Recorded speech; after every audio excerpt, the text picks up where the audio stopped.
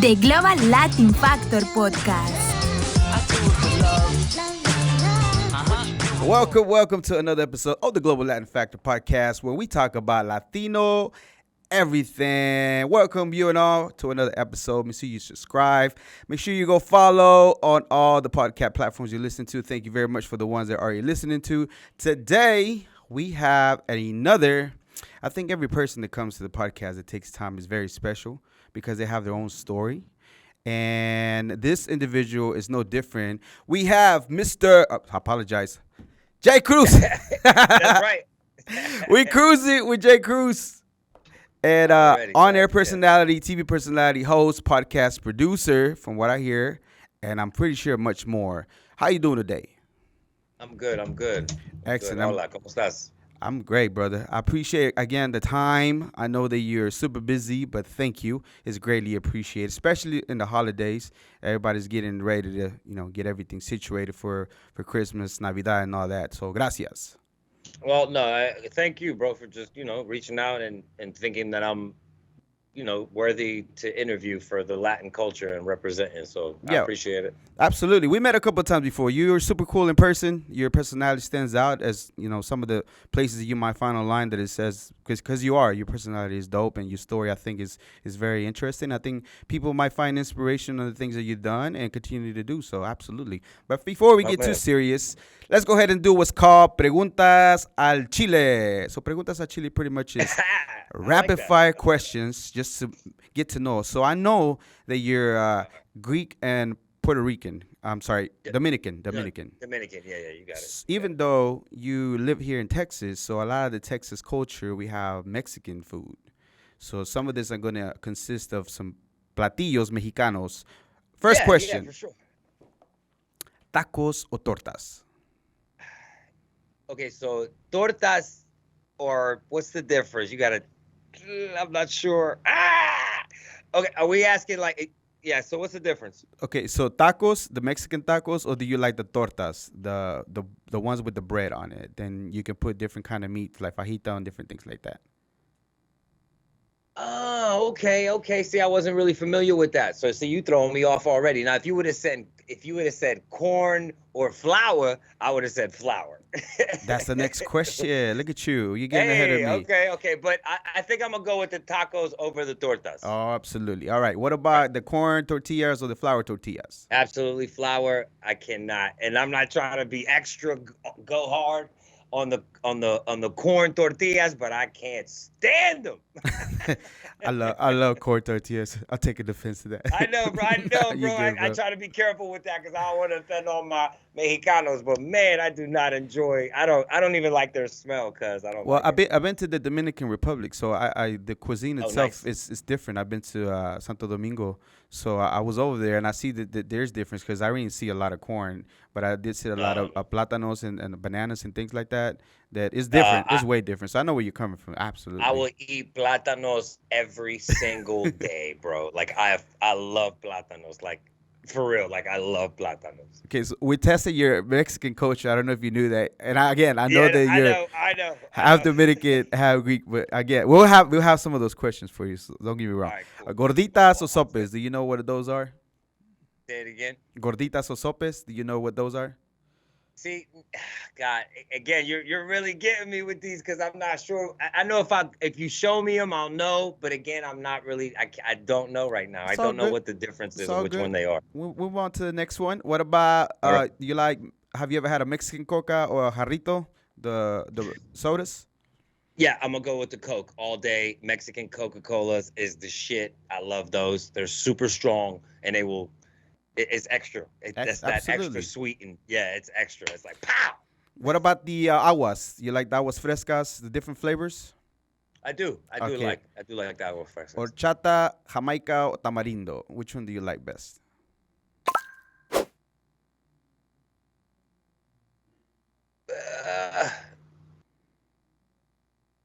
The tamarindo. Tamarindo, yeah. I'm gonna go with that one. Too. My favorite is Jamaica. I like the plant and the the flavor with it. I don't know. Flour, yeah. Yes, Okay. sir. What about? Are you into spice at all? Like spicy food Eh, or spicy salsas? Yep, and I'm not really a spicy food eater. I know I'm the worst interviewee ever, cause I do not like spicy food. I am not a fan of my mouth being on fire, and people be like, cause you tell somebody, oh, you Dominican, and I'd be like, yeah, but I don't like spicy food. They'd be like, what you mean? And I'd be like, well, spicy food isn't really like It's a not. Dominican thing. Absolutely not. It's not. It's not. So no, I am not a fan of spicy food. Now I like the Takis. I'll eat a little bit of something spicy, but Yeah. I am not sitting there all day. I can't do it. Absolutely. Beer, Mexican beer. You like Corona, Dos Equis, Modelo, Victoria. I'm gonna have to stick with the Corona. I am a fan of Corona, but I do like Modelo. All right. What about tequila or mezcal? Tequila. Tequila. Okay. So now I'm going to get to some of your questions. Check it out. All right. Sancocho or la bandera dominicana? La bandera dominicana. Mangú or mofongo? Mofongo. All right. Now I'm going to try my very best to pronounce these Greek dishes next. So, hey, you might throw me off a little bit on this. Come on. Oh, really? Oh, we're going to see. Yeah. Mausaka or papautsakia? I got you, right? And I'm gonna have to see the word right now, but I'm gonna go with the Matsakia. Yeah. See, I told you I was gonna mess it up. Okay. Yeah. Well, listen, and my Greek isn't that bad. I could still speak a little bit of Greek, but yeah. it's been a long time. All right. I have another one. I'm gonna give it my best shot. Is pastitsio, which is Greek lasagna, or souvlaki, which is gyros. Yeah, I'm gonna go with the souvlaki. Souvlaki. Oh, look at that. Yeah, that's how you say that, souvlaki. Another thing that I didn't say on your introduction is that you're trilingual, so you know Spanish, Well, yes, English, Greek, and English. And just to give you a quick breakdown, like the first languages we spoke at home were Spanish and Greek, because my dad was Greek, my mom was Spanish, and then we left America for a little bit and came back. And when we came back, we really didn't speak English. Even though we were born in New York City, we came back to the U.S. and we didn't speak any English. So we had to get a tutor and shit at home and to help us catch up, Do you remember that's how old you were when you left? And then y'all went to Greece? Yeah, we was young. Yeah, because because when my sister's 1 year older than me, so, I'm guessing 3 years old we left.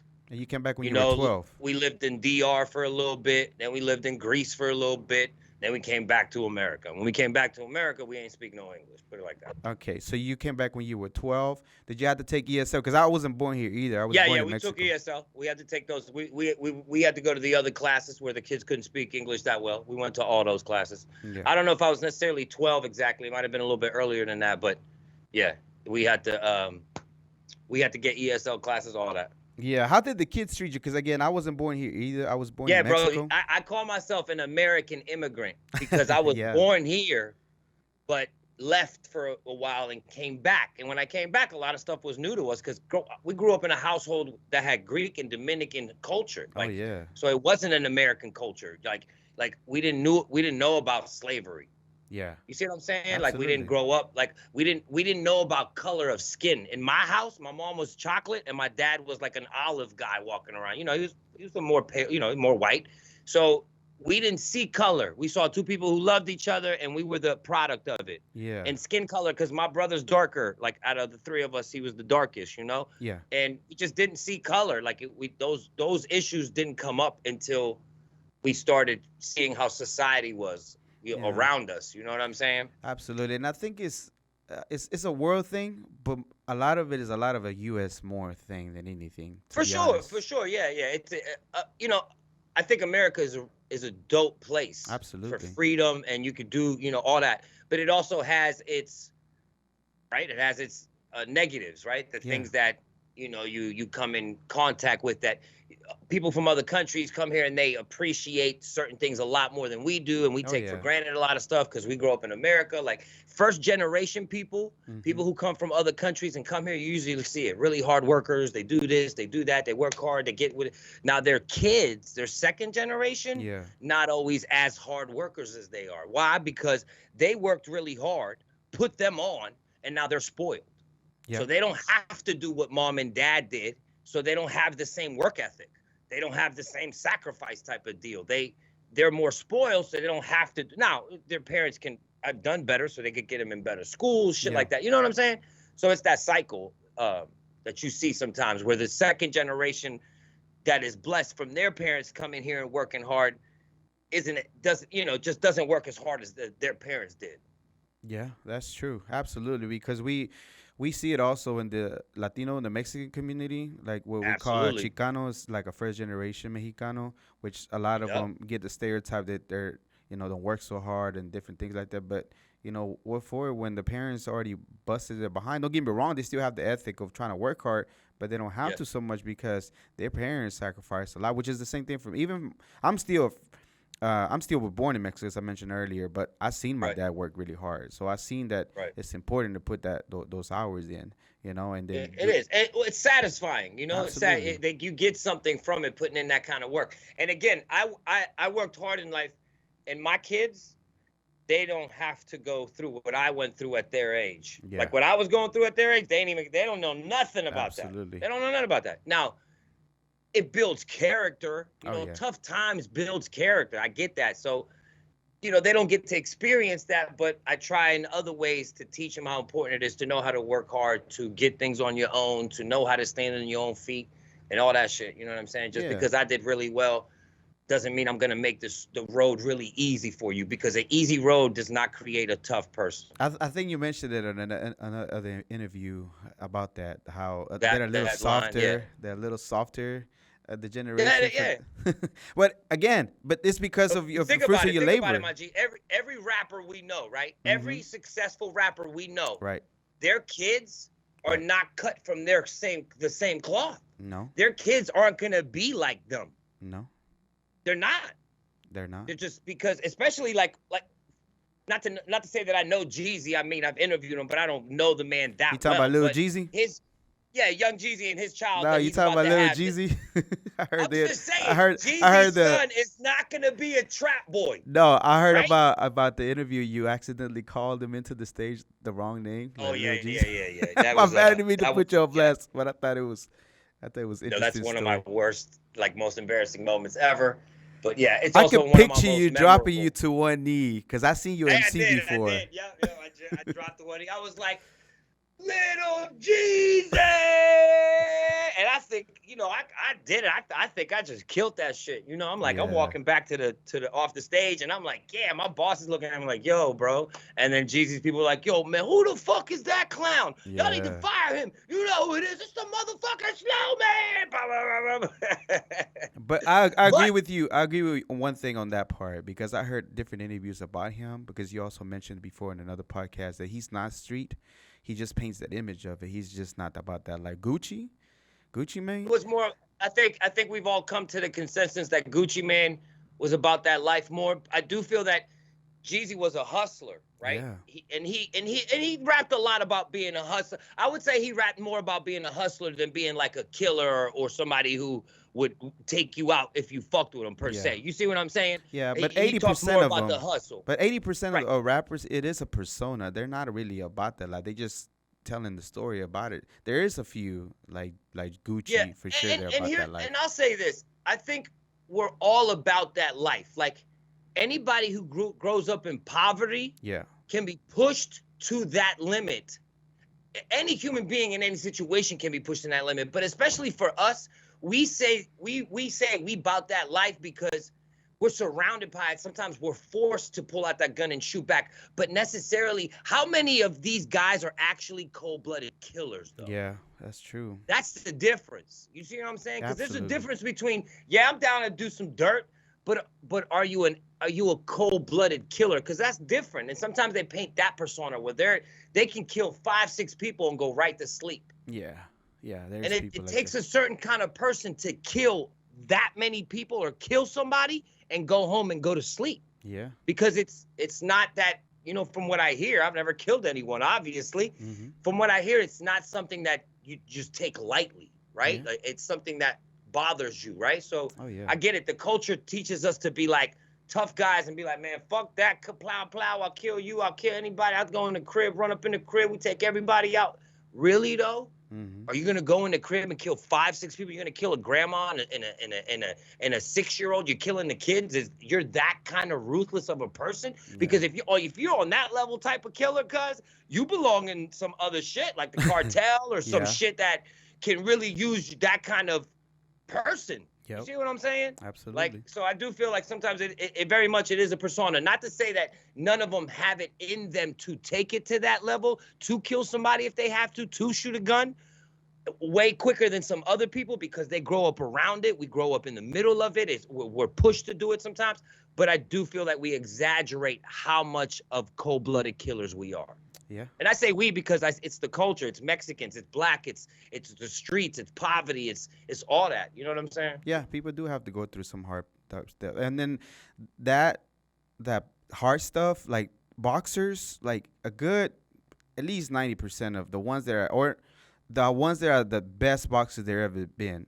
Mayweather, Cesar Chavez, Canelo, Tyson. Right. They all had a real tough upbringing, like super tough, to where that kind of served them for what they were going to do later in their life, right? That's a great point. It created the personality they needed to be to survive in that kind of environment and thrive in it as well, to be aggressive as shit, to be vicious, to not show remorse, to just go after some, you know what I mean? Yeah. And you could grow up in the hood and never be like that. That's true. And still have to fight sometimes and maybe do some dirt, but at the end of the day, your core is not like that. You're not that person. You're not. That's true. Everybody, and everybody's different, cuz everybody's different. Absolutely. And again, I cut you off on the story about the kids. So a lot of the rappers' kids, you're right, they're not gonna grow in a tough environment. They're really not. And back to the more lighter note of it. Yes, but that's the way it's supposed to be. Yeah. You made it out the hood. You became successful. Now you have all this shit. I'm not saying your kids aren't going to be like you, but they're not going to be exposed to the shit that you were exposed, so they're not going to be the same person that you are, period. Yeah, and it's okay, though, because we're supposed to transcend, it's okay. Right? Yes, it's okay. It's okay. Yeah, it's all right. Okay. So I did want it because I did see a couple of interviews from you, a few of them that I found on YouTube. No, I see that. You did your homework. I see that. So they touched up on a lot of things, but one of the things that I wanted to do, because I feel that the interview is for you, because and then a lot of the times, because the time passes by so fast when they're asking you questions, but I still feel like it's important to ask maybe 3 questions that you wish they would have asked you. So what would those be? I remember you asked, I read this and I thought to myself,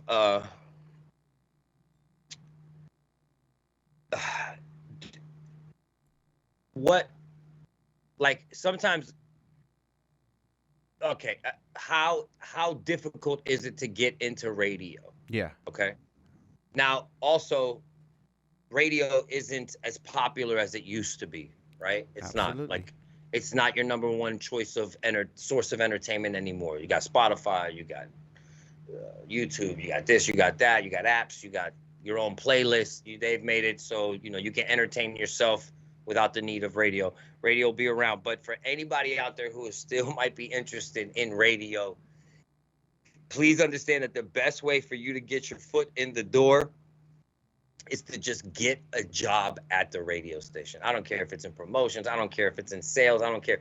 Get your foot in the door some way, somehow, in any department that you can, and then slowly try to make your way to the department that you want to be in. Yeah, because you started an internship. That's how it all began. I did. Yeah. I took an internship, and the only reason why I took the internship is because me and my brother was rappers at the time, and I just wanted to work at a radio station because I thought, shit, what better way of maybe getting my music played than working at a radio station? So I took the job. For 4.5 years, I worked in the office part of a radio station. I can go into more details about that, but it's whatever. I worked a regular 9 to 5 wearing khakis and button-ups, but I started hanging out with a lot of the DJs and And then on the side, I started doing board op, where you just, for a few hours to make some extra money, where you just go in the studio and push buttons and make sure everything's running correctly. It's called a board operator. Yes, sir. You don't talk or anything. So I started doing that. But eventually, once I started doing that, another guy came in and there was an opportunity, and boom, I got Saturday nights talking. It was my first time talking. And then eventually that turned into me being full-time night show for like 4.5 years. Then they sold that station. Then I was looking for work and got a job out here in Dallas, and I've been here 11 years. Yeah, because you did go, eventually you did get a degree, if I'm not mistaken, business communication from Duff. Not communication. It was business administration. Sorry about that. Yeah, it was just business administration from Duff's Business Institute. Again, it was one of those 18-month program type schools. So when people say, "Hey, you go to college?" I'm like, I went to like big high school. It's not. I don't know if I consider it no diss to Duff's. Yeah. And it is an associate's degree. And I'm not taking anything away from education. There is value in it, and for some people. School isn't for everybody either. We live in 2021. You do not necessarily have to go to school to be successful. We all know this. I agree with you. I believe, not necessarily a degree. I believe in education, like educating yourself. Yes, like everything absolutely. about this podcast and different things like that I had to even start doing it, and different things like, because I've been on terrestrial radio, but more in community radio station before. So I've done the radio part too. But it took all those little pieces to learn to even be able to do a podcast. You know what I mean? So to it get does you to take, this. yeah. Because I will say you carry yourself very professionally. You do your homework. You're diligent. And I've been on some other podcasts that were just a little, less organized. And you're doing a great job. Thank you. I appreciate that. Thank you for this big podcast that we have going on here. Not little podcast, big podcast. Latin factor, baby. Let's go. Yeah. Okay. So what was the question number 2? So again, it is important for radio. If anybody, because people ask you, but how to get into? Yes. Get your foot in the door. That out there. Yeah. Go ahead. I'm sorry about that. You were saying?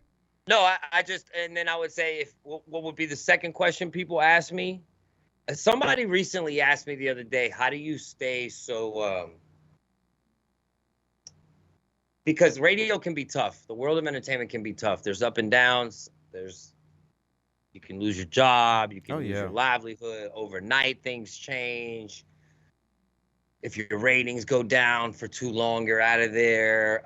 You sign 1, 2, 3-year contracts. We're in and out of cities sometimes. Like it's almost like an athlete's life, because, let's say if a station in Kentucky calls me and say, "Hey, we're interested in you. We got this much money for you. Come out here for a year. I got a year contract. You do the night show. I'll give you this much money. We'll see how it goes." Right? So you move out there, you do it. And at the end of that year, they either have an option to re-sign you, or they tell you it's a wrap. Yeah. You moved there though, understanding that it was a year contract, right? So you move. So that's the thing. And then or they re-sign you. Cool. Now you hear good. But then after a couple of years, they don't sign you. So now you got to, either you give up on being a radio personality, or you move. Mm-hmm. You go chase it. Because that's one thing through my years of working, I met a lot of people, like when they meet me, or because when I came to Dallas, or when I started at Whammo in Pittsburgh. And now, I don't know if you know, I'm the newest member of Didi in the Morning on K104. Oh, you breaking news right now to me, brother? Because I was just about to ask you. You were still within the 6-month period from you led 97.9. Yeah. So let's explain that to those watching. In my line of work, if you leave a job, if you leave a station, you have to. They're called non-competes. So for 6 months, or maybe sometimes a year, you cannot work at another radio station in that same area, in that market, for that long period. You have to sit out for 6 months. So if another station wanted to pick you up, you cannot for 6 months if that's in your contract. Yeah. I had a 6-month non-compete, so I got out of mine. After the 6 months was over is when I started sending out my resume here in the Dallas area, trying to get jobs in other stations. And I got picked up by Didi in the Morning. I am the newest member of the morning show. It's a syndicated show, 60+ cities. Oh, let's go. Have you put it out anywhere? Because I haven't seen it. I haven't. I officially, on my page, have not said anything, because Lady Jade, we had an event the other day. Well, we was doing a meeting, and she kind of put it on TikTok, so people are starting to see it. And K104 even put up a thing on their page. But I personally haven't put anything yet right now, because I'm still chilling, because I'm not talking till the 3rd. Okay. right? So it kind of leaked out, and I'm okay with that. But I'm waiting to see, I'm waiting for my post. I ain't putting. Is it okay if we're probably gonna release the interview in 2 weeks? Yeah.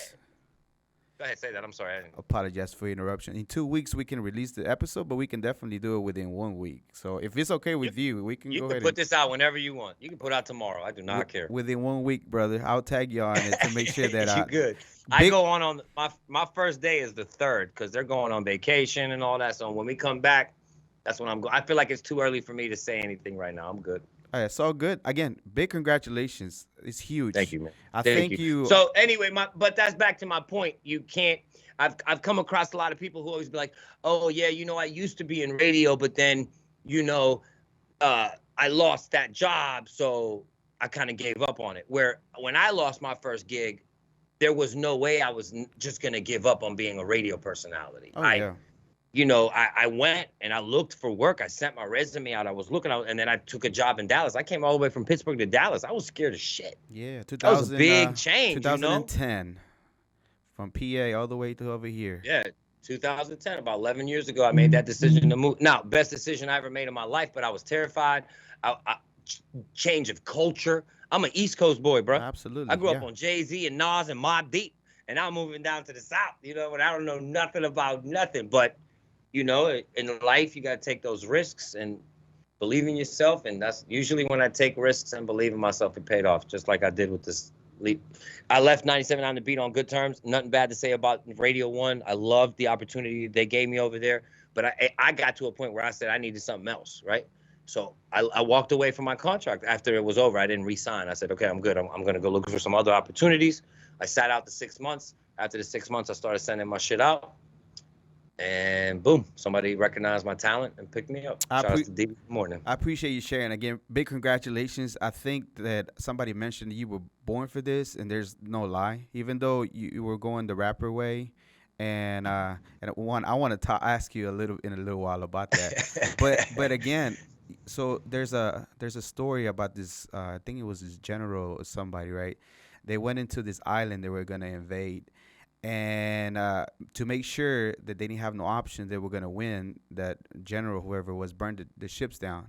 So there was no going back home. You have to win the battle. You know what I mean? So whenever I was hearing your story about leaving Pittsburgh, it's like kind of like that, right? You like left no safety net to you to fail.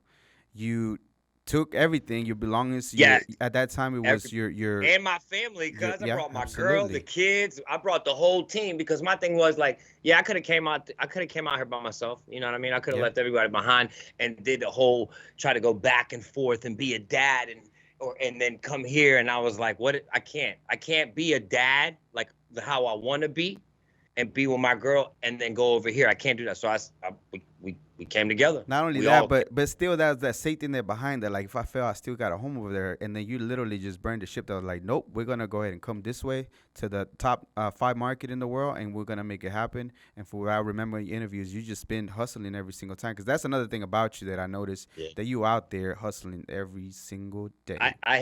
I hit the ground running because when I moved here, man, I didn't stop. I was going to every club, and then every time I went to a club, I was like, hey, who's the promoter? And as soon as I started promoting, hey, my name's J-Kruz. I'm the new night show guy, 97.9. Nice to meet you, bro. Da-da-da-da-da. Hey, man, so listen, let me know if you ever need a host. I'll come through, blah, blah, blah. What you charge? So I know how radio guys are at times, right? They charge a little bit more, right? When you're a radio guy, I get it. But me being a new guy, yes, I was a full-time night show guy, but I'm new.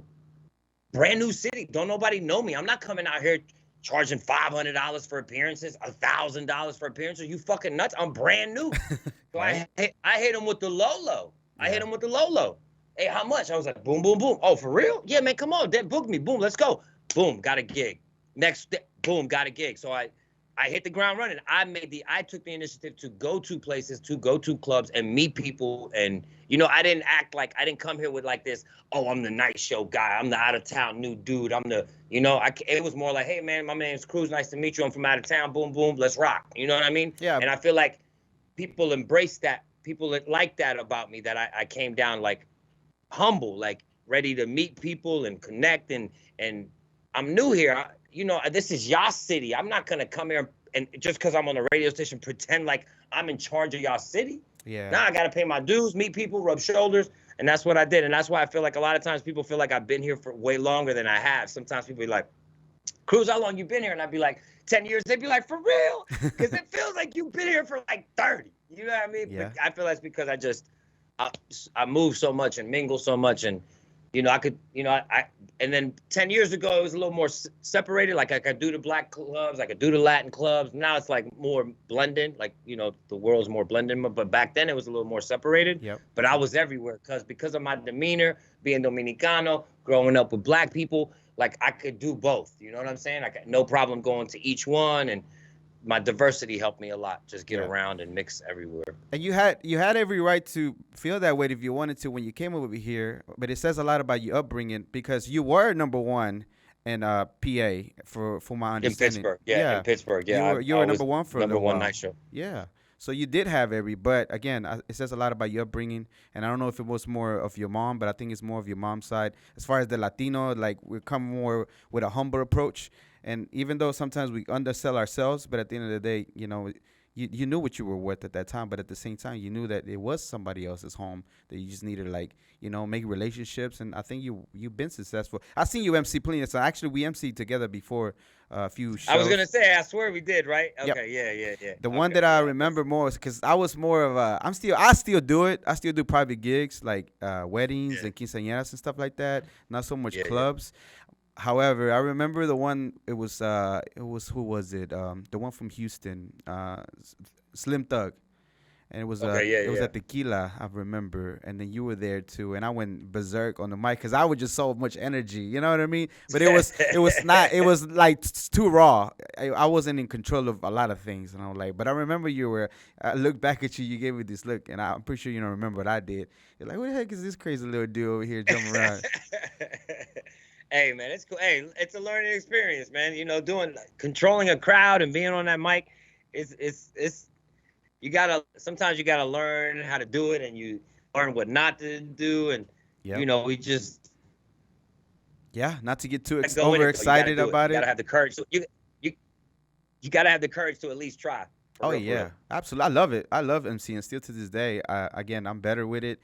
Controlling my breathing, not getting overexcited about it, so I definitely enjoy it. But again, your timing matters, all that. But then I always took notes anytime I seen you out on the stage working the crowd. Like, I like that. Oh, I see. Okay. I used to do the same thing when I see, shout outs to Bebe. Bebe, when Bebe hosts things, man, Bebe is really good, bro. So again, like I always. And I do say, like, I am a very humble person, and sometimes we do downplay our own selves, where we downplay how good we actually are. You know what I'm saying? Where we could be a little bit more arrogant or more cocky with it if we wanted to. But no, I try to remain humble at all times, and it helps me get to where it really does. Being humble will help you out more, I would think, than being a cocky a-hole. You know what I'm saying? Yeah, but you do gotta acknowledge your flowery self to it, because I have no doubt that Bebe is absolutely the best. But I know you mentioned it before, how even though he is that, certain parts you are better. Like, you've been on TV a little bit more. Like, for being would be like, I'm pretty sure he's like awesome, because I know some DJs that actually work with him, but I got that Spanish. Spanish. That's what I'm saying. You know what I mean? Exactly. There's certain things that I've done and I've accomplished that he has not. Yeah. Now, if you say who has the biggest name in radio as far as the hip hop culture, motherfucking Bebe. Absolutely. Hands down, and everybody knows that. And if you try to say he's not, you're lying to yourself. Okay? Yeah, it's true. It is. It's true. Since my time here in DF Dub, what jock on radio has had more of a TV presence than me? Yeah. Nobody. Yeah, that's true to that too. Nobody. And as a Latino jock who's had the most impact more than me, nobody. So there's certain things, I'll take, or and somebody might argue that, and that's fine too. I'm not saying it's, what I say is a fucking fact, but I'm gonna fact check you right now. I'm just kidding. Right. No, you are. Right. It's true though. As far as the music, being around, connecting with people, being on TV, yeah, hands down. I don't know anybody else. I mean, that's and I'm in tune with the streets. I'm okay with looking at another person and saying, wow, they're really good at this, or wow, they've done this very well. You know what I mean? Give people their own flowers, man. It's okay. Like when you can look at somebody else and congratulate them, that's good. That's a good thing. That's a healthy thing, cuz. You know what? I'm moving to 2022 that I was thinking about the other day. I'm going to congratulate people and tell them that I'm proud of them for everything they've done, even if they don't know me that well or I see them doing their thing. Because I think for sure, bro. I think it's awesome to do so, especially when I mean it. Because if you're going at it, you're trying, you're here, you manage to see another day, and you're still going out there and putting in a fight and doing it. And hey, if nobody's ever told you, I'm proud of you. You know what I mean? And I think sometimes we don't hear that a lot. Ain't nothing wrong with that, bro. Ain't nothing wrong with that. For real, for real. Number 3. So what is the number 3 question you wish they would have asked at another interview that you had?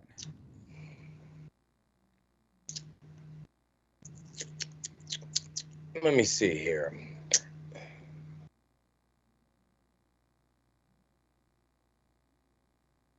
Okay. I wish people would ask me what got me here, okay? Like people say, hey, Kruz, so what would you say got you to this point, right? Yes. Because to me, sometimes it's a really simple answer. And I know I don't want to sound cliche or just like corny, but what got me here is just always doing the right thing. We as humans, I feel like we know what's wrong or right. We know, right? Yeah. And when you do something wrong, don't pretend like you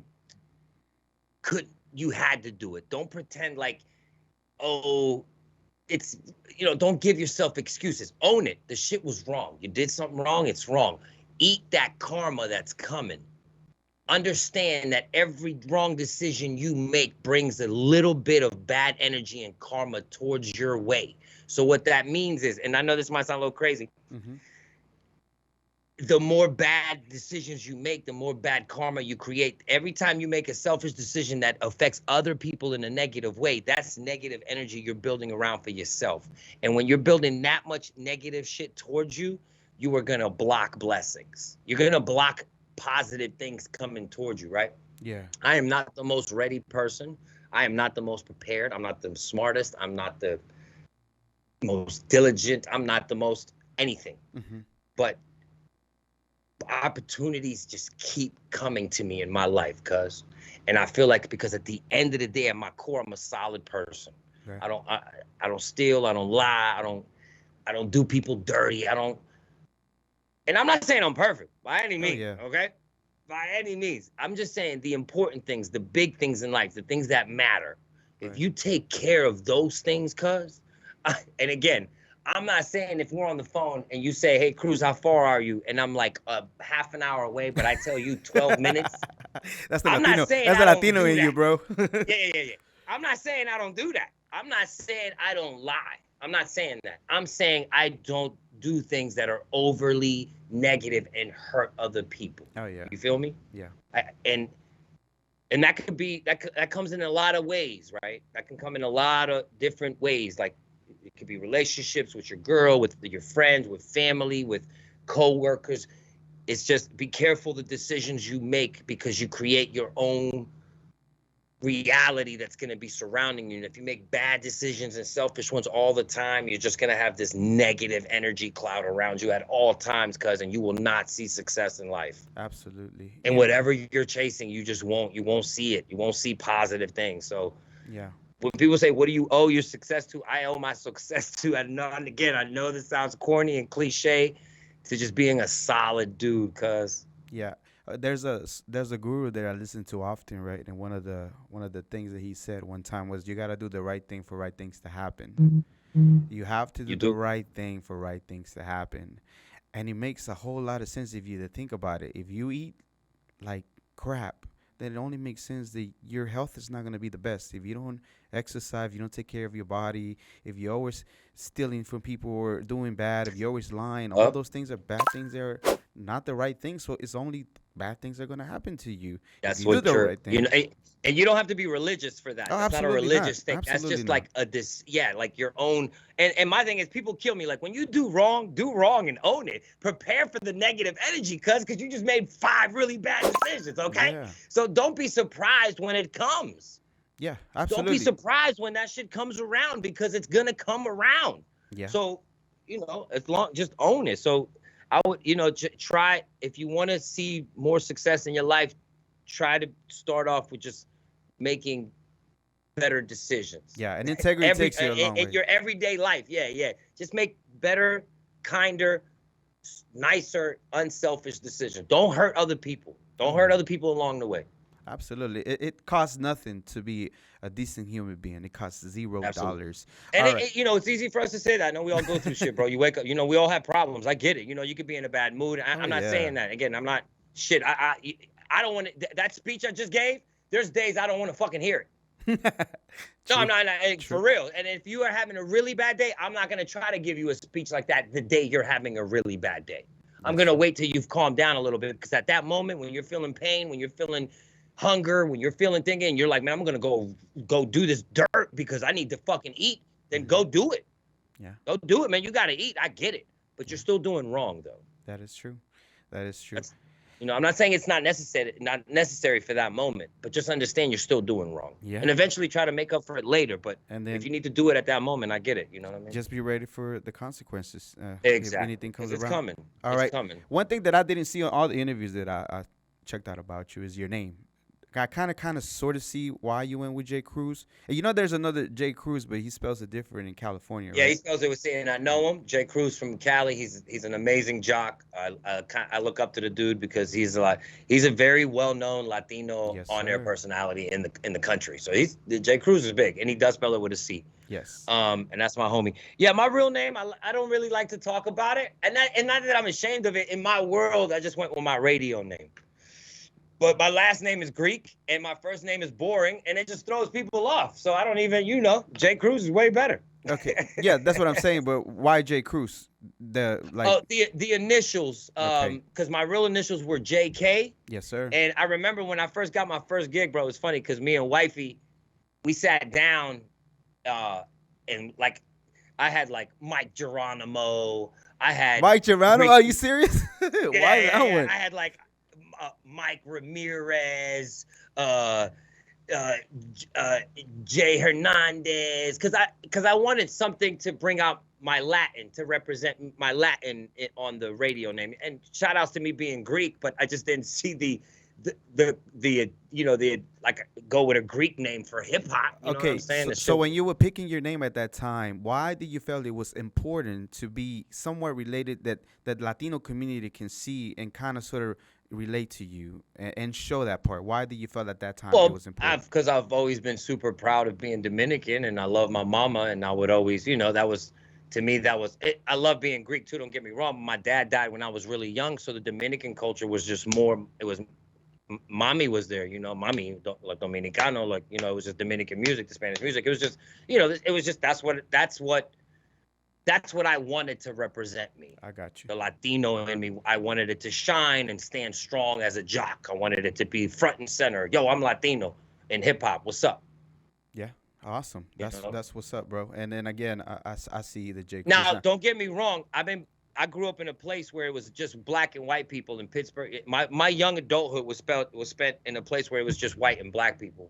And when me and my family moved to Pittsburgh, Pennsylvania, the black people embraced us. That's what's up. The white people, not so much. And I understand because my mom is she's a darker woman. She's not, she looks different. She didn't, we didn't look white enough or black enough sometimes. You see what I'm saying? We were very different and we stood out, but the black culture embraced us.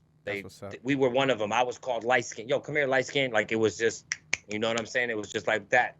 That's how it was. And a lot of the times, a lot of people, I feel like they see you as like an African American. They don't see you as Dominican because they do. You're a lot of Mexicanos here in Dallas will approach me when I first moved there and they say, "Hey, eres moreno?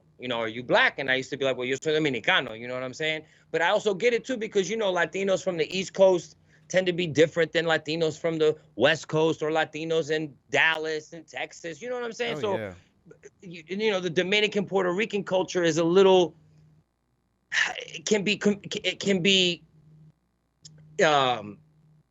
It crosses the line with the black culture easier than the Mexican culture does. You see what I'm saying? Yep. And I know somebody could get on here and pick this apart and be like, he's totally wrong. Culture is this and culture is that. I get it. I'm not I'm not saying I'm proficient in these social issues when it comes to Latinos and how you break the shit down. Yeah. But I will say that, again, like, I've grown up using the word nigga my whole life.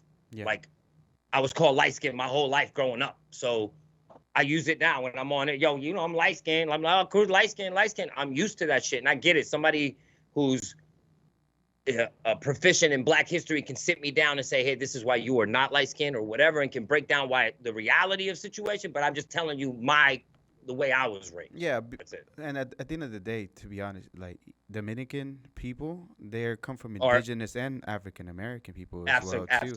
My mother is Afro-Latina. Yeah. Even if some Dominicans don't even want to accept it over there, you're fucking Afro-Latinos. Yeah. Look at yourselves. Like, are you fucking serious? You gotta just look at the map. You gotta look at the map. It's in Look at the Latin map. America. It's in Latin America, and you were indigenous, and there's African slaves that landed there because of, you know, whatever they were planning at that time. And it was a big slave trade port. Yeah. You know what I'm saying? Yeah, a lot of shit was happening there. So yeah, you know, so I represent my Afro-Latino, and you know, like, the new generation of Dominicans are woke. They embrace. They embrace the more, because I remember my mom and them, like, the culture. They used to say, oh, you got to marry lighter to lighten up the family, like being the darker skin. They used to try to marry lighter because it was that mentality of try to make your skin lighter. But that's a colonial thing. You know what I'm saying? That's a years of oppression and being taught that being the lighter skin is prettier and better and all that shit. But now this new generation of Dominicans are like, yo, Afro-Latino all the way, Afro-Latino all the way. They fucking embracing that shit. So I'm proud of it. I'm all for it. You know what I'm saying? Absolutely. Okay, so with the new gig that you have now, are you still going to be able to do the podcast? 'Cause I know you have done a few episodes and you were working on it. Is it still the superhero one? Yes, sir. Yeah. It's on a sad note. I've been having a hard time trying to get like 5-6 people on like I was regularly, because there's a lot of stuff we want to talk about. Spider-Man's about to come out. Oh yeah. I don't know if you like any of this shit. You know, you're welcome to come on at any time. Bro, I'm all for it. Don't get me wrong. I'm not like you. I'm like, I know of it, but I'm not in detail to reading the comics. If you ever want to come on, you're welcome. Bro, I watched all the Marvel movies, every single one of them. There you go. I can't wait to watch the new Spider-Man. Yeah. I'm a fan of the movies because I can see how the Guardians of the Galaxy, how one day, even though right now maybe I'm not seeing it in my lifetime, but one day we'll be cruising on one of those ships across galaxies. You know what I mean? And like, that is so dope that they can paint us a picture like that. Yeah, for sure. Yeah, so I'm a big, so I don't think it'll get in the way because I do it at home. I do it in this studio. So I do it whenever I want. I don't have it. When I say I got a podcast, I've even lacked on even uploading them on the actual podcast sites. I have, because I kind of push my audience to social media usually. I don't push them to my podcast. I usually just push them to my social media. So I need to become a little better with that, and you could probably help me with that and give me some pointers. Oh yeah. To become more professional with my podcast, but I don't think it'll stop it. Anytime I have time to do it, I just do it. You let me know whenever you need either a guest or you need a little pointers on the podcast, and I got you. I got you. I can tell you already impressed me with yours, brother. Because you said it yourself many times over. You know what they say sometimes, right? Knowledge is power, but it's not true. Knowledge is not power. It's what you do with the knowledge that is the power, because consistency is key for sure. You know? Absolutely, bro. And I'm not trying to school you, but I'm just saying, like, that's what happens, right? So I feel like I gotta stay consistent with the podcast because I heard it from you, and I feel like, oh man, he's right. I gotta keep at it, even though I'm not. Maybe the big numbers are not there, but I'm gonna consistently keep putting them every week, boom, boom, boom, boom, boom, and I gotta stay consistent with it because I heard every it from you. Success story usually has that, bro. That element where you stick through it. Like I did my homework on podcasts when I was really like interested in, like, not that I'm not interested in them. I did my homework. I did some research. Like, you have to stick to it. Yep. The first couple months are fun, but then it's you don't see the growth, and that's when you start becoming disheartening, and you almost want to quit. But you got to keep pushing through it. You got to keep, if you say every Wednesday you got an episode, every Wednesday you got an episode. Period. Yes, sir. That's it. Ain't nothing. You're consistent with it. Boom, boom, boom. And I'm not gonna lie. I can't dedicate that much consistency to mine. Yeah. So that's why I don't pretend like, oh man, I don't know why it's not growing in numbers. I know why it's not growing in numbers. I know why, but I do it more for fun than anything. I really don't do it because, you know what I'm saying? I don't monetize it. So it's not a money thing for me. It's more of a joy thing, and I enjoy doing it. Yeah, you know what I'm saying? Because at the same time, you, as far as I can see, you have a million and one thing's going on, especially with transitioning from the previous job to this one. I'm pretty sure you had to hustle up and, get money on the table. And I've been focusing a lot on TV this past year because when I left the beat and, 6 months of not being able to work and then another whole 6 months because it was almost a whole year that I was off radio. But you really couldn't tell because from my posting and the way I was just staying busy, people didn't really even kind of realize it. Like, they were like, wait, you haven't been on the beat? I'm like, nah, man, I haven't. And I understand because people don't listen to the radio all like that all the time. You listen every once in a while, but you're not necessarily going to tap in every time I'm on. But a lot of people didn't even realize that I wasn't on the radio because I was so heavy posting shit and just, doing the podcast and me being on TV. They just thought, KRUZ is still doing his thing. Yeah. But TV helped keep me really relevant during that time. Yeah, I apologize for interrupting. So yes, so no, it's gonna trip out people whenever you start posting about DD in the morning, and I was like, what?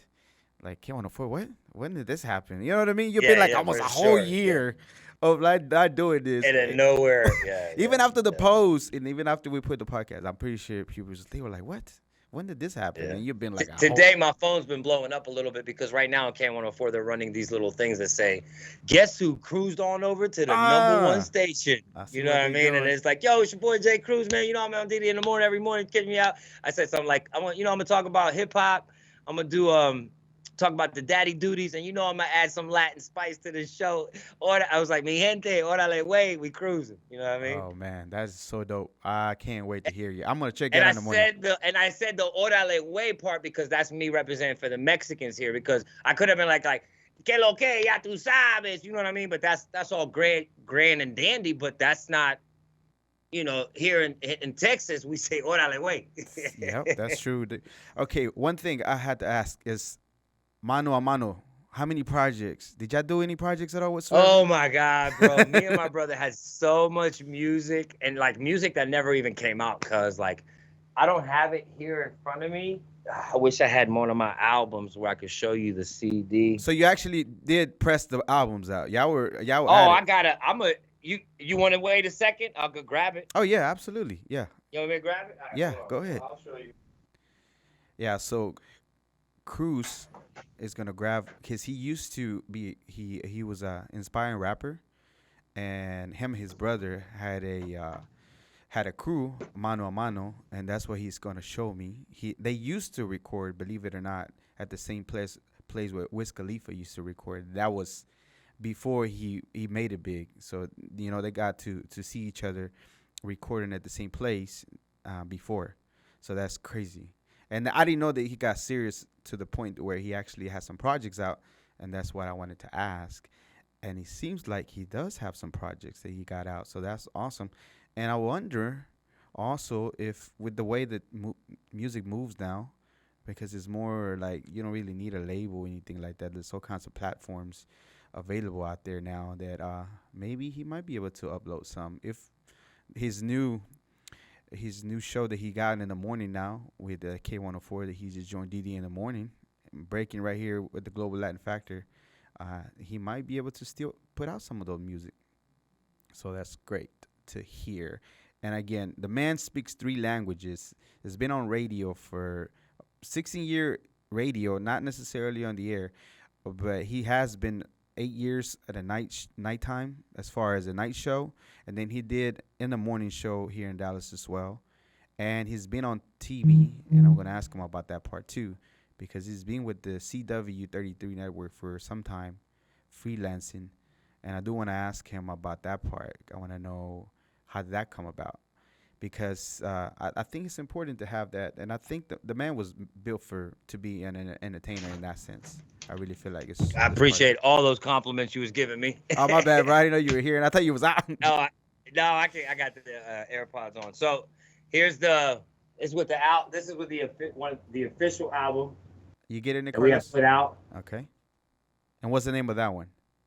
Mano y Mano. It was self-titled. See on the bottom. I got it. Mano y Manos. That's me and my brother right there. That was the track list. But we got real creative with the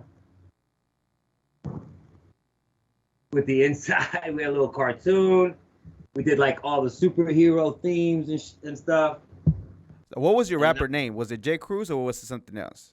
At this time, it was. I went through a couple. I had a couple because I called myself Lorca. That's a Spanish poet from back in the day. My brother's name was Colossus. And through the years, we went through transitions and our names changed. But by the end, by the time this came out, I was on radio at the same time. So I was J-Kruz at that point, and he was so smooth. And you were right. We all recorded at ID Labs. Mac Miller used to record there. Wiz used to record there. Like, there was a whole generation of us coming up during those times that we were all rapping. And if I remember correctly, like me and my brother started rapping first, and then Wiz started coming out of nowhere. And then when Wiz started popping, then Mac started popping. Like, I remember several times, like Mac sitting behind me during events that I used to host.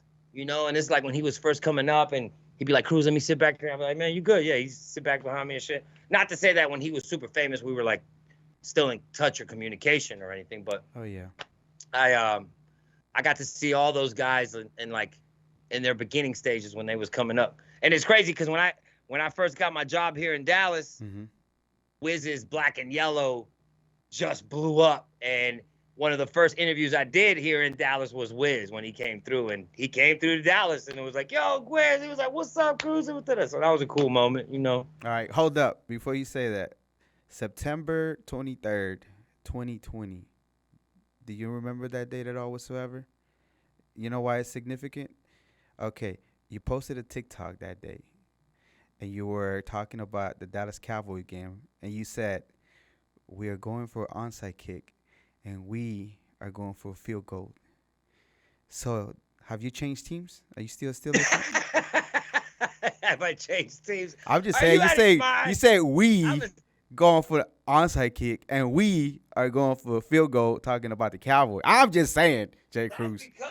Because here's my thing. I have grown to appreciate the Dallas Cowboys. Okay. Yeah. I have grown to have a respect for them and even find myself cheering for them at times when they are not playing the Steelers. As long as they're not playing the Steelers, I can sit in a room with other fellow Cowboy fans and help them cheer for the Cowboys. I can. I have no problem with it. I don't have animosity. If anything, I respect the franchise. I do. Yep. And I respect the love you guys have it because the way y'all love the Cowboys is the way we love the Steelers. It's die hard. That's what's Get your ass kicked in the stadium, okay? Somebody might die in the tailgate, okay? All right. So I respect the passion. So yes, there's times where I find myself. I do. I root for them because if the Steelers are done this year, I don't see us doing anything. Let's go Cowboys. Be realistic. All right. Check it out. I also saw another TikTok that you had some kind of recognition from the Texas Senate. What was that about, if you don't mind? Yeah, no, I don't know if I even have that over here in my studio room. I interviewed. It was during when the COVID first hit or whatever. So I went on air and interviewed. I can't remember exactly who it was. You put me on the spot. I can't remember, but it was like a government official. Gotcha. And, I put him on air and we got the word out for COVID and stuff like that. So I was just recognized and that was pretty cool. That's all. That's super dope. And it was one of my first TikToks too. So I was like, let me use this to make a TikTok. No, that was awesome. Congratulations again. Thank you. No, I appreciate that, brother. Getting recognized is awesome, especially from Texas Senate. That's awesome. And I also I appreciate that. I seen before that you also used it before as super neighborhood hero, like that you used it before in a couple of times. Yeah, neighborhood hero. See on the album you see right here. Mm-hmm. On the bottom it says neighborhood heroes. So it was like, again, I'm so into heroes. Me and my brother superheroes that we like when we first with our rap career, we associated a lot of hero stuff with it. There's songs in here called Superhero. There's one of my favorite songs on this album is the whole song we used. I'll be your Peter Parker. I'll be your Bruce Wayne. I'll be you be my Mary Jane. We used all their real names and their nicknames in these songs to express whatever we want. And it's called Let Me Be Your Hero. So we use like all these metaphors with superheroes. It's one of my favorite songs on the album. But it's just Neighborhood Heroes is a name that we created for us as a group, like with all the homies. You know what I mean? You. And then nowadays, you know, as I was mentioning earlier, you really don't need a label anymore. I know you're focused your career on something else nowadays, right? You're going into the morning show. I'm pretty sure some of the most famous people are going to start reaching out again, you know, even though you went a little dry for a little while, but that's how it works. Are you going to upload anything? Have you uploaded anything? You thought about it, or you just I'm going to be honest with you, my G. Like, absolutely. I've never, like, we haven't uploaded any of it, but you bring up a good point. Like, why not put it somewhere and let it live, like online, where people can at least go check it out? So like people see this interview, then they can go go hear the music in that song I just got done talking about. So you bring up an interesting point where I really might call my brother or set something up where I put this stuff online. I never had no intention to it. I enjoyed it. It's already ready, right? It's already packaged, ready to go. Oh, it's done. Yeah, literally, I got this. This is an old one. I literally have like 30 of these downstairs. Still in wrapping, still wrapped. Yeah, you never know, bro. I mean, I know I think you still have a passion for hip hop, even talking about it. Oh, for sure. Listen, you drop a beat, cuz like me being a rapper, like I can rap anytime. Like now, I might not be able to. I don't do the whole like the way like the new kind of rap is a little bit like on a different tempo. Right. I don't necessarily rap on that tempo, but like you drop a beat, cuz I'll start freestyling like it's nothing. Absolutely. And not to say it'll be great right at first. I might have to warm up a little bit, but yeah, freestyling, like dropping beats, hip hop, everything. I still love that shit. You know, it's in me. All right, and then another question: the CW, because I know in the other interviews you mentioned being in there, and it's been about 9 years now. But how did that come about? How'd the opportunity come about? I'll tell you. So again, like remember how I told you earlier, like opportunities always kind of come to me. Doing the right thing. Like, it wasn't like I went there and I auditioned.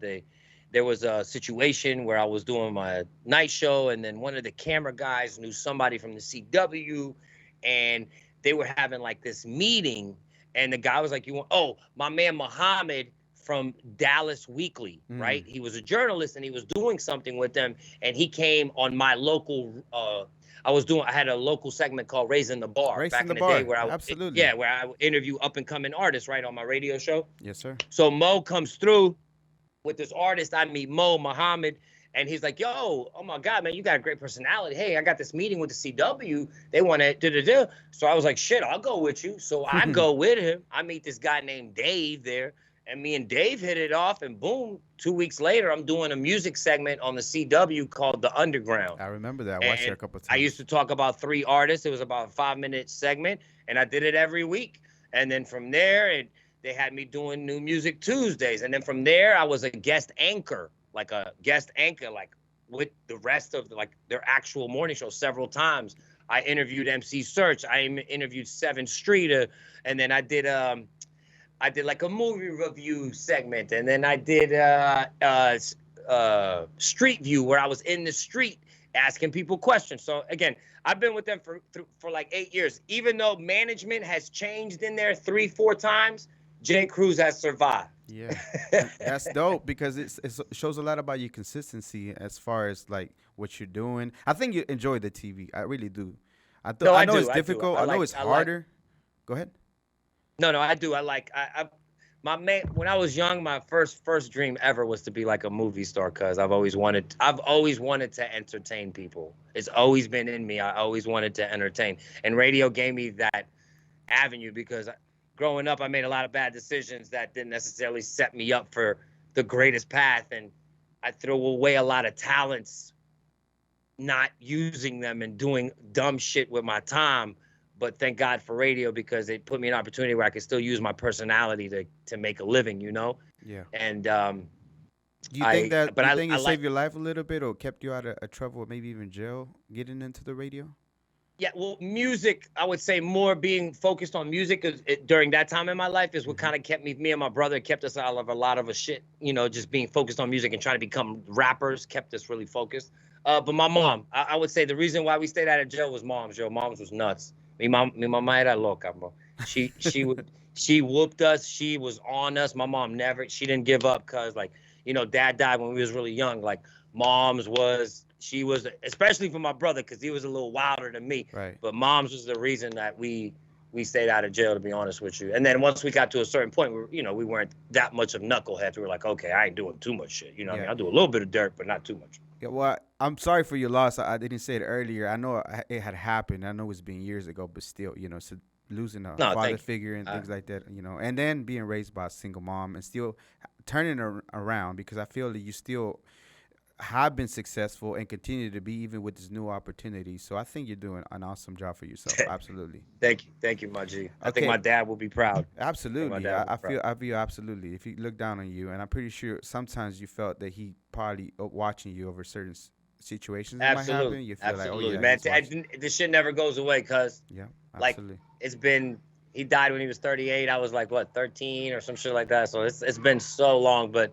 that kind of feeling and attachment never goes away. So it's cool. You just learn to live with it. Absolutely. Okay, so we're gonna end it here shortly, but real quickly, two things before I let you go. So the style, fashion that you have, and modeling, you've done that before, right? If I'm not mistaken. Yeah. Now, modeling on I've done like ads, like print work, because I'm not tall. Obviously, I'm not tall enough for the runway. I'm not like that, because I remember being young trying to go to like modeling things and just being turned away. Like, they were like, okay, little guy, you're way too short. See you later. So no, like, my style though, I would say just me, like, my style just comes from me.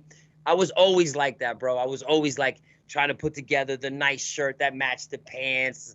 I've always had this sense of my mom used to say something to me, right? Because being from Dominican Republic, she said, no matter how poor you are, doesn't mean you have to look bad. You can still iron your clothes if you can. You can still try to keep it nice. You can still try to, if you only have one pair of pants, wash them every day and put them, you know what I mean? Like, you can still look sharp. Do your best to look sharp no matter what your economic status is, because looking sharp is very important. It can get you, your image, the way you look can get you a lot of things. You know what I'm saying? Yeah. So I've always had that in me. I've always had I always take a lot of pride on what I look like. So it's a pain in the ass sometimes though, because I can't just like put something on sometimes. I need 45 an hour to get dressed and shit, hour and a half, shit like that. But yeah, my style, it's just part of me, bro. I always want to be sharp. It's just something about me. I don't know. And that's another thing that I thought about when you were doing it, because the transitions that you do on TikTok are A1, and I know you mentioned before in an interview that other men have asked you for advice or take them shopping to, like, because they like the swag, I've had other guys, like, people, co-workers, like, they'd be like, oh, Kruz, man, I like how you put shit together. I like your style. You know what I mean? Because I feel a lot of times guys just don't have the imagination I have when it comes to putting outfits together. That's all it is. Yeah. They don't see it in their mind. Like, I'll like, when I start thinking of outfits, I'll close my eyes and start thinking like, okay, I know I got that shirt. I could put it with these pants and maybe these shoes. Like, I start going through those ideas in my head. When I go shopping for an outfit, I already have a game plan. Like, you can't just go there and be like, let me go find something. You gotta, like, so I've had guys say, hey man, you think you could help me, like, take me shopping, help me show, and I've always thought maybe I should start some kind of like styling thing for men who might have a hard time like putting together outfits, Yes, and I remember you had mentioned maybe a website, but even easier than nowadays, especially with being able to talk over the TikTok.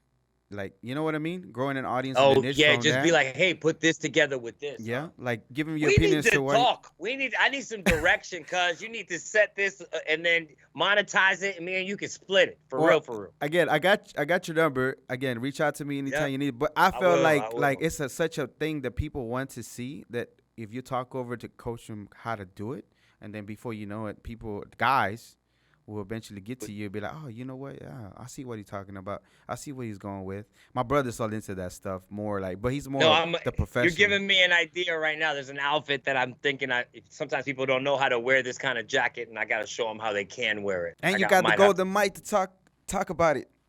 That's right. I'm just saying, Mr. Kruz. I mean, I apologize. No, great ideas, bro. You really brought my attention to you brought a lot of things to my attention that I need to look at for sure. Absolutely. And one last thing. Do you have anything else to plug in before I let you? I know you were doing something regarding single mothers. I hope we can get the episode out before it goes Well, out. we did that. That was yesterday. Okay, that was already done. yesterday. Good. Yeah, it happened yesterday. It was really good. Shout outs to Justin Martin. I just got hit.com. David Gotzi. They gave $500 to 40 moms. CW33 ended up giving another two $500 gift cards. So that was an extra 1,000. That's dope. It was a really dope event. Shouts to everybody who was there. But I just want to leave everybody with the fact that I am the newest member of the Didi in the Morning morning show here on K104. I'm representing Latinos. Just wake up with me. I'm on this, and we're a syndicated show. Wish me luck, 60 cities. The CW is on every Wednesday, Entertainment News with J-Kruz, where I do like entertainment news piece. So just follow me at J-Kruz on there. I spell it with a K. That's JKRUZ on there, J-Kruz. And, I appreciate this time, man. I'm Latin Factor. I like this. I'm on it. All my Latinos out there, wherever you from, we all speak the same language, baby. Let's go. Absolutely. And last question before I let you go. As my brother helped me think about this question because we were talking about like the 5-year plan, blah, blah, blah. I'm like, nah, I think I want to go with something else. So if someone was to Google your name in the future, what do you hope they find that your legacy would be? I would hope that my legacy would say that I was a talented radio, TV / actor, because I do want some hopefully some acting roles in my future on some major motion pictures. Hopefully, you know what I mean, that kind of thing. That I was a great dad. That I was good to wifey, and that I was genuine, and that if I were to die, that tons of people would come to my funeral because through my journey of my success, I feel like I've been nothing but good to people, and I've helped a lot of people get on. I'm not trying to, I just feel like that's my legacy would be. It would be a dope one. It would be a positive one. Like people would have nothing but great things to say about me, and I don't mean to sound egotistical by saying that. I wouldn't want it to be full of bad comments, like nasty shit, like, oh, he was a liar, he was this, he was that. I just wanted to be, he was a great dude kind of thing. You know what I mean? He will be missed, that kind of thing. Absolutely. And again, that's awesome, bro. And I wish you nothing but the best. I almost see you being on a movie at one time. I think you have everything that you I think it's coming. Yeah, absolutely, for sure. It's absolutely. coming. I think you didn't want to tell me. I think you have a little something you didn't want to share. Oh no.